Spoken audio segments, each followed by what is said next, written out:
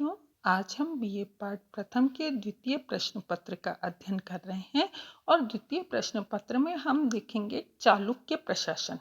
बादामी के चालुक्यों ने लगभग 200 वर्षों तक शासन किया। ये चालुक्य ब्राह्मण धर्म के अनुयायी थे। उन्होंने अश्वमेघ, वाजपेयी आदि वैदिक यज्ञों का अनुष्ठान किया।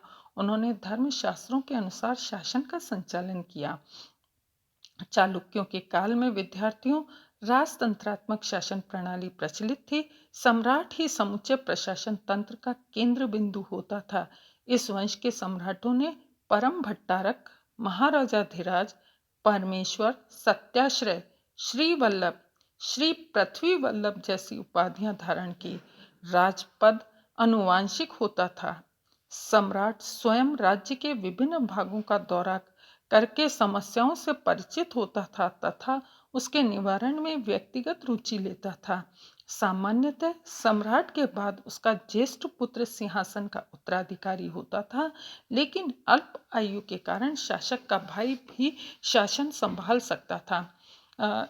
मंत्रिपरिषद का कोई उल्लेख नहीं मिलता है, लेकिन शासन के उच्च पदों पर सामान्यतः राज परिवार के लोग ही नियुक्त किए जाते थे।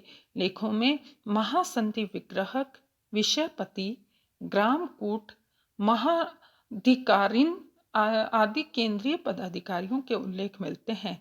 चालुक्यों ने अपने जीते हुए प्रदेशों पर सामंतों को शासन करने का अधिकार प्रदान किया। आलुप, सिंध, सेंदक, बाण, गण, तेलुगु, चोड़ आदि चालुक्यों के सामंत थे। ये सामंत समय समय पर सम्राट को कर प्रदान करते थे तथा युद्ध के समय अपनी सेना सहित सम्राट की सेवा में उपस्थित होते थे। ये सामंत अपने क्षेत्र में लगभग स्वतंत्रता पूर्वक शासन का संचालन करते थे। ग्राम शासन की सबसे छोटी इकाई थी तथा इसके अधिकारी को गोमुंड कहा जाता था। इसके अतिरिक्त महाजन का भी उल्लेख है, जो गांव में शासन की सहायता करता था। गोमुंड की नियुक्ति केंद्र से होती थी। ग्राम संस्थानों में के शासन में केंद्र का हस्तक्षेप अधिक था तथा इसका संचालन राजाओं के द्वारा किया जाता था।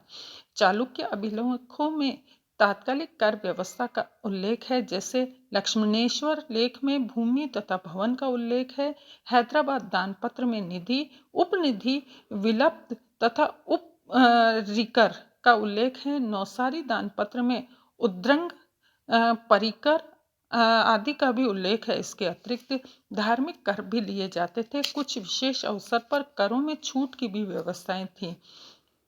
इसके अलावा चालुक्य काल का धार्मिक जीवन कैसा था, ये बात भी हमें देखनी आवश्यक होगी। विद्यार्थियों, चालुक्य वंशी शासक ब्राह्मण धर्म के अनुयायी थे तथा इनके कुल देवता विष्णु थे। इसके अतिरिक्त वे शिव की पूजा करते थे। वाहरा उनका पारिवारिक प्रतीक था। अनेक लेखों में विष्णु के वाहरा अवतार की स्तुति प्रारंभ की गई है। कुछ शासकों को परम भागवत की उपाधि भी ग्रहण की है। विष्णु और शिव के साथ साथ पौराणिक देवी देवताओं की भी पूजा की जाती थी। ब्राह्मणों को दान दक्षिणा दी जाती थी। चालुक्य शासक यद्यपि ब्राह्मण धर्म के अनुयायी थे, लेकिन उनकी धार्मिक व्यवस्थाएं धर्म सहिष्णुता के अनुसार थी। उनकी धार्मिक सहिष्णुता की नीति के कारण ही दक्षिण भारत के जैन और बौद्ध धर्म का प्रचार प्रसार संभव हो सका। चालुक्य शासकों ने कई जैन विद्वानों को दान दिया। ऐहोल अभिलेख का रचयिता रवि कीर्ति जैन था, जिसे चालुक्य सम्राट पुलकेशिन द्वितीय का संरक्षण प्राप्त था। उसने जितेंद्र का मंदिर बनाया तथा जिसे मेगुती मंदिर कहा जाता है। बादामी और ऐहोल गुफाओं में जैन तीर्थंकरों की मूर्तियां भी प्राप्त होती है। विद्यार्थियों, अब हम चालुक्य काल के साहित्य का अध्ययन करते हैं। हेनसांग चालुक्य राज्य के निवासियों को विद्या का व्यसनी बताया है। उसके लेखों में संस्कृत भाषा का प्रयोग हुआ है। वह संस्कृत का विकसित रूप है।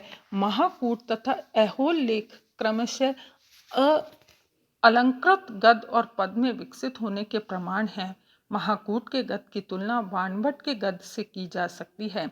इसी प्रकार ऐहोल के अभिलेख का रचयिता रवि कीर्ति कालिदास और भारवी की बराबरी का दावा करता है। पुलकेशिन द्वितीय के समय गंगराज दुर्मिनीत ने शब्दावतार नामक एक ग्रंथ की रचना की। विद्वान उदयदेव ने जैनेन्द्र व्याकरण ग्रंथ लिखा। सोमदेव सूरी ने यश स्तकी चल चंपू तथा नीति वाक्यमृतम नामक ग्रंथों की रचना की।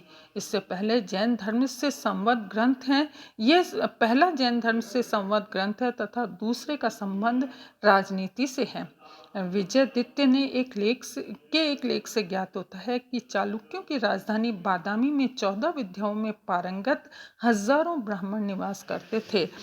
चालुक्य काल की कला देखना भी विद्यार्थियों हमारे लिए आवश्यक है। चालुक्य शासनकाल कला और स्थापत्य की दृष्टि से महत्वपूर्ण काल था। इस काल में बौद्ध और जैनों के अनुकरण पर हिंदू देवी देवताओं के लिए पाषाण पर्वतों को काटकर मंदिर बनाए गए थे। चालुक्यों ने बादामी, ऐहोल, पड्डड़कल में मंदिरों का निर्माण किया। बादामी में पाषाण को काटकर 4 स्तंभ युक्त मंडप बनाए गए थे। इसमें 3 हिंदू और 1 जैन धर्म से संबंधित है। प्रत्येक में स्तंभ युक्त बरामदा, मेहराब युक्त हाल, एक छोटा वर्गाकार गर्भगृह पाषाण में गहराई तक काटकर बनाए गए हैं। इसमें एक वैष्णव गुहा है। इसकी दीवारों पर विष्णु की 2 रिफिल मूर्तियां प्राप्त होती है। ऐहोल को तो मंदिरों का नगर कहा गया है। यहाँ लगभग 90 मंदिरों के अवशेष है। रवि कीर्ति द्वारा बनाया गया मेगुती का मंदिर भी यही है। अधिकांश मंदिर विष्णु और शिव के हैं। ऐहोल का विष्णु मंदिर अपेक्षाकृत सुरक्षित है। यहाँ के हिंदू गुहा मंदिरों में सबसे सुंदर सूर्य का मंदिर है, जिसे लाठ खां का मंदिर कहा जाता है। इसकी छत चपटी है। एक छोटा वर्गाकार गर्भगृह है तथा द्वार मंडप बना है। गर्भगृह के सामने स्तंभों पर आधारित वरामदा, एक विशाल सभा कक्ष भी है। छत बड़े बड़े पत्थरों की बनाई हुई है। इस मंदिर में शिखर नहीं मिलता है। यहाँ दुर्गा का एक मंदिर है जिसका निर्माण एक ऊंचे चबूतरे पर हुआ। छत चपटी है। गर्भगृह के ऊपर शिखर है तथा बरामदे में प्रदक्षिणा पथ है। पडकल में भी चालुक्यकालीन मंदिरों के सुंदर उदाहरण उपस्थित है। यहाँ 10 मंदिर है, जिसमें 4 उत्तरी नागर शैली के तथा 6 द्रविड़ शैली के हैं। उत्तरी शैली में बना पापनाथ का मंदिर तथा दक्षिण शैली में बने विरूपाक्ष तथा संगमेश्वर मंदिर विशेष उल्लेखनीय हैं। पड्डकल के मंदिरों में सबसे सुंदर आकर्षक मंदिर विरूपाक्ष मंदिर है, जिसका निर्माण विक्रमादित्य सेकंड की एक रानी ने 740 में करवाया था। इस मंदिर के सामने नंदी मंडप है तथा चारों ओर वेदिका तथा तोरण द्वार है। मंदिर की बाहरी दीवार के स्तंभ जोड़ पर सुंदर दृश्यों को अभिव्यक्त किया है। इस मंदिर के विषय में पर्सी ब्राउन लिखते हैं कि विरूपाक्ष मंदिर प्राचीन कला की उस दुर्बल इमारत में से एक है जिसमें उन मनुष्यों की भावना अब भी टिकी हुई है जिन्होंने इसकी कल्पना की तथा इसे अपने हाथों से निर्मित किया। इति नमस्कार।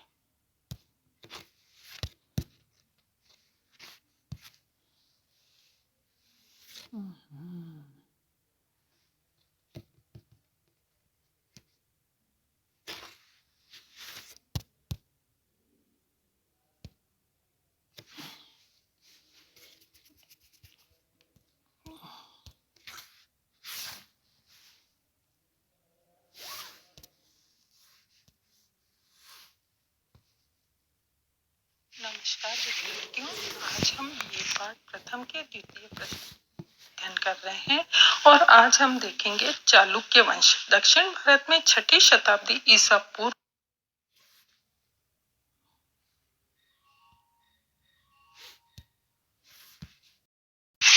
नमस्कार विद्यार्थियों, आज हम बीए पाठ प्रथम के द्वितीय प्रश्न पत्र प्राचीन भारत का इतिहास देख रहे हैं और आज हम देखेंगे कि हर्ष की साहित्यिक अभिरुचि कैसी।